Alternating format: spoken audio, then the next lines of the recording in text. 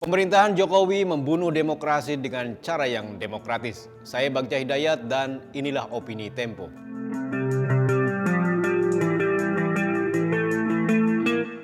Tahun 2023 menjadi annus horribilis, istilah bahasa Latin untuk menyebut tahun mengerikan dalam sejarah politik Indonesia setelah reformasi.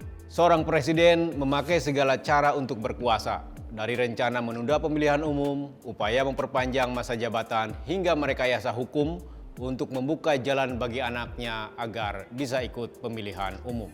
Hasrat berkuasa itu ditopang oleh para hakim dan politikus oportunis yang hanya mengejar kuasa.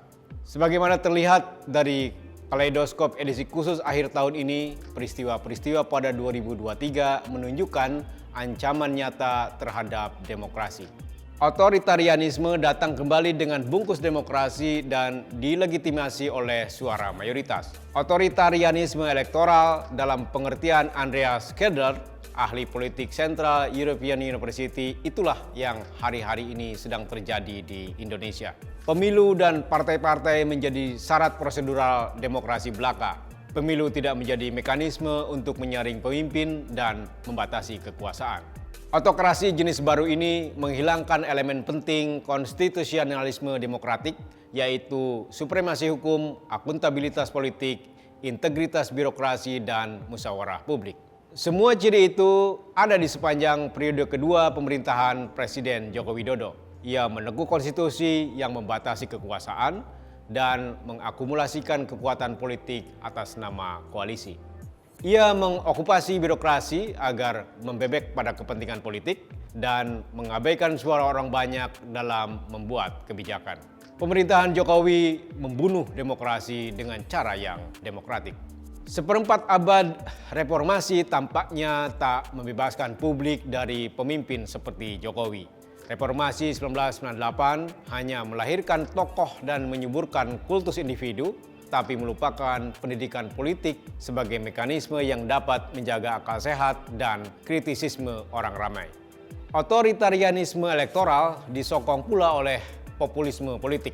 Masyarakat dibuai untuk tidak mengatakan dimanipulasi oleh pencitraan dan kebijakan sesaat seperti bagi-bagi sembako. Di tengah kesulitan ekonomi dan menyempitnya ruang masyarakat sipil, publik dipaksa bersikap pragmatis dan menerima pemimpin yang populis. Partai politik terjebak dalam pragmatisme yang sama, menghalangi lahirnya pemimpin baru lewat penetapan ambang batas calon presiden atau presidential threshold yang ketat. Mereka mengecilkan dirinya semata sebagai tukang pungut suara. Koalisi antar partai dibangun hanya untuk menyelamatkan diri sendiri tanpa pertimbangan kesamaan gagasan, apalagi ideologi. Partai mengasosiasikan diri dengan sosok calon presiden yang diunggulkan lembaga survei. Strategi ini dianggap mujarab untuk meningkatkan perolehan suara partai dalam pemilihan calon anggota legislatif, sesuatu yang dikenal sebagai efek ekor jas. Semua partai melakukan strategi itu, tak terkecuali Partai Solidaritas Indonesia, partai muda yang kami soroti dalam liputan khusus kali ini. Didirikan 9 tahun lalu, PSI adalah partai yang sungsang sejak dari gagasan. Bersama pemodal, partai ini dibangun dan dibesarkan untuk kemudian dijual kepada investor, laksana bisnis rintisan.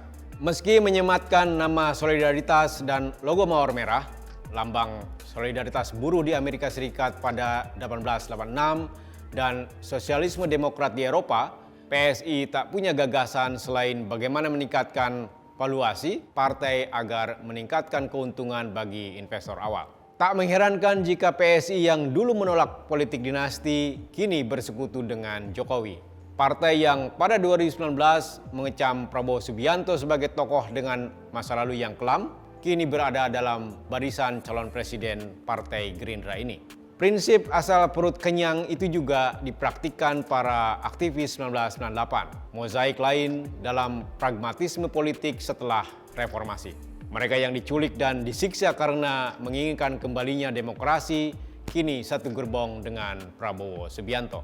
Maka siapapun pemenang pemilu 2024, para kera demokrasi akan tanpa malu berlompatan dari satu pohon kekuasaan ke pohon kekuasaan lain. Sampai titik ini kita mesti bersiap. 2024 dan setelahnya menjadi annus horribilis yang lebih mencekam sekaligus memuakkan. Simak opini dan liputan selengkapnya hanya di majalah.tempo.com.